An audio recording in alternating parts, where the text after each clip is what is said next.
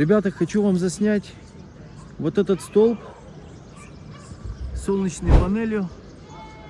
Что в нем такого удивительного, что оно заслуживает внимания, ребята? Здесь, ребята, наиболее популярно применять такую конструкцию автономного плана, которая не требует подключения к электричеству. Основная функция — это видеосъемка. Вот в этом ящике находится накопитель-аккумулятор и жесткий диск.